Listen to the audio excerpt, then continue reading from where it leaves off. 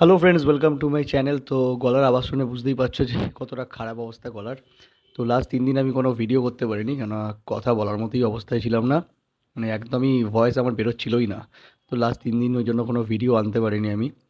তো ওই জন্য মির্জার টিজার যে রিয়াকশান ভিডিও করব তারও উপায় কোনো ছিল না। কারণ কোনোভাবেই মানে জ্বরও ছিল, শরীর খারাপ, ইভেন গলা দিয়ে আমার কোনো আওয়াজই বেরোচ্ছিল না। তো যাই হোক, তো আজকে কিছুটা হলেও বেটার আছি, তো তাই জন্য ভিডিওটা করতে পারছি। তো মির্জার টিজার নিয়ে আমি এখন কথা বলবো। তো খুব এক্সপেকটেশন ছিল মির্জার টিজার নিয়ে, কবে আসবে কবে আসবে, তো ফাইনালি তো চলে এসছে 3 দিন আগে। তো 14 তারিখে চলে এসছে। তো মির্জার টিজারে যদি সব থেকে আমি মানে প্রত্যেকটা জিনিসই আমার পজিটিভ লেগেছে, দুর্দান্ত লেগেছে, কিন্তু মেন যে জিনিসগুলো আমি বলবো সেটা হচ্ছে টিজারের বিজিএম। আজকে আমরা সাউথের যে যে কোনো মুভির কথা বলি, যদি বলি সেইগুলোর বিজিএমের ওপর আমরা বেশি ফোকাস করি, কারণ ওগুলো বিজিএমের জন্য আরও বেশি দেখতেও ভালো লাগে, শুনতেও ভালো লাগে। তো এখানে আমরা যদি কমার্শিয়াল সিনেমার কথা বলি, কমার্শিয়াল সিনেমাতে সেই হাই অকটেন মানে শুধু অ্যাকশন থাকলেই তো হবে না, মানে বিজিএমের ওপরে একটা কিন্তু জোর দিতে হবে।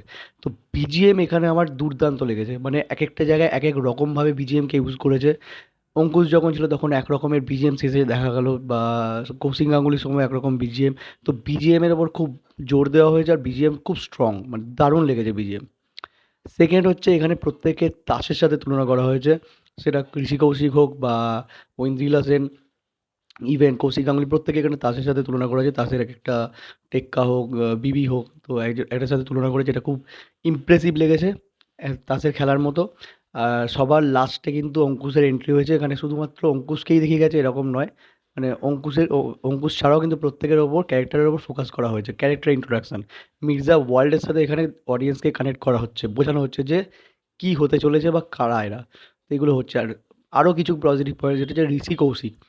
ঋষি কৌশিককে আমার সবথেকে মানে দুর্দান্ত একটা সিনেমায় লেগেছিল, সেটা হচ্ছে রিঙ্গো ডিরেকশনে ক্রান্তি সিনেমা। ক্রান্তি সিনেমায় ঋষি কৌশিকের অ্যাক্টিং আর ওরকম ভিলেন না আগে কোনোদিনও বাংলা সিনেমা দেখা গেছে, না ইভেন আজকের দিনে দেখা অতটাও যায় না। ঋষি কৌশিক সেই সিনেমার মাধ্যমে জিৎ যেমন প্রমাণ করেছিল, মানে জিৎ যেমন কাঁপিয়ে পারফরমেন্স দিয়েছিল, ঋষি কৌশিকের পারফরমেন্স কিন্তু চরম লেভেলের ছিল।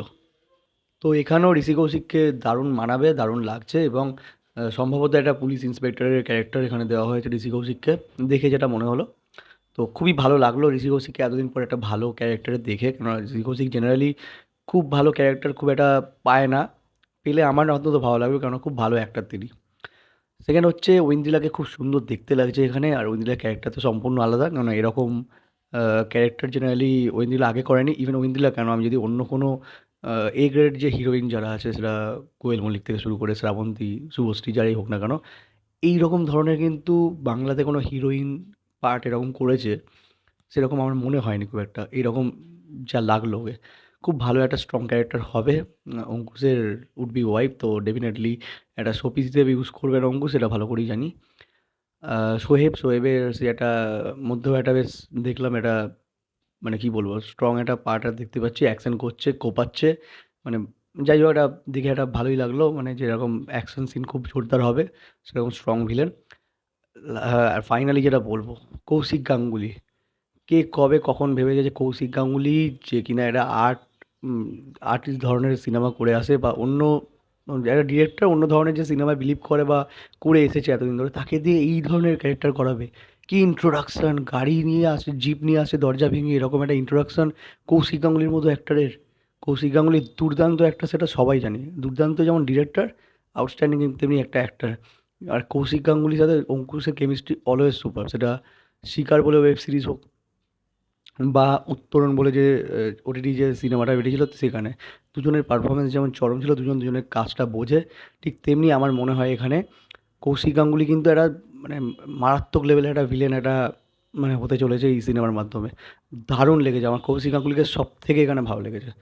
ফাইনালি যখন মির্জা মানে অঙ্কুশের ইন্ট্রোডাকশন হচ্ছে, অঙ্কুশকে কিন্তু প্রথম থেকেই কিন্তু ফেস দেখিয়ে দেওয়া হয়েছে, এরকম কিন্তু হয়নি। তো অঙ্কুশকে মানে হয়তো ফার্স্টে পা থেকে শুরু করে ব্যাকে দেখানো হচ্ছে, এবং লাস্টে যখন ফাইনালি অঙ্কুশকে দেখানো হলো, তখন ওই ব্যাকগ্রাউন্ডে আগুন সামথিং এরকম ছিল। তো লুক অ্যান্ড ফিল ওয়াইজ দারুণ লেগেছে সিনেমাটা, মানে টিজারটার কথা বলি যদি বলি, দারুণ লেগেছে। তো আমরা ইগারলি ওয়েট করে থাকবো ট্রেলারের জন্য। ট্রেলার আরও মারাত্মক কিছু একটা হবে, এটা আমি এক্সপেক্ট করছি। আর Mirza will be a blockbuster, এটা আমার ফিলিং বলছে, কেন এইরকম লেভেলের কাজ মানে আজকালকার দিনে বাংলাতে তো হয় না। জিৎ করছে কিন্তু অঙ্কুশ ফার্স্ট প্রোডাকশনে তার কিন্তু কাঁপাবে। এটা আমার নিজের যেটা ফিলিং বলছে। ইভেন আরেকটা অঙ্কুশের যেটা পোস্ট দেখলাম যেটা হচ্ছে ও কিন্তু লেগ ইনজুরি নিয়ে এই সিনেমার শুটিংটা করে গেছে, ফাইট সিন করে গেছে এবং এখন একটা ডান্স নাম্বারের জন্য সে নিজেকে প্রিপেয়ার করছে এবং পায়ের অপারেশনও করাবে। তো এটা বেঙ্গলস বিগেস্ট ডান্স নাম্বার বলা হচ্ছে। তো আমি জানি না এটাকে কীরকম বিগেস্ট করা হবে, কারণ আমার মনে হয় বিগেস্ট যদি কিছু থেকে থাকে সেটা হচ্ছে খোকা বাবু যায় লাল জুতো পায়। তো বা খোকা বাবু এরকম দেবের যেগুলো ছিল আগে তারপরে কিন্তু সেই বাজেটে ডান্স নাম্বার কিন্তু জেনারেলি করা হয়নি কখনো। তো জানি না অঙ্কুশ কি সেটা ব্রেক করতে পারবে, যদি হয় তো খুব ভালো লাগবে। এক্সপেক্ট করবো যেন সিনেমার গান, ডান্স, অ্যাকশন, গল্প প্রত্যেকটা কিছু যেন তুখোড় হয়, এটুকুই আমার এক্সপেকটেশন থাকবে। অল দ্য বেস্ট ফর মির্জার টিজার। আসছি পরবর্তী ভিডিও নিয়ে, সঙ্গে থাকো। আর ভিডিওটা ভালো লাগলে অবশ্যই কী করতে হবে, লাইক করতে হবে আর চ্যানেলটাকে সাবস্ক্রাইব করতে হবে। Thank you.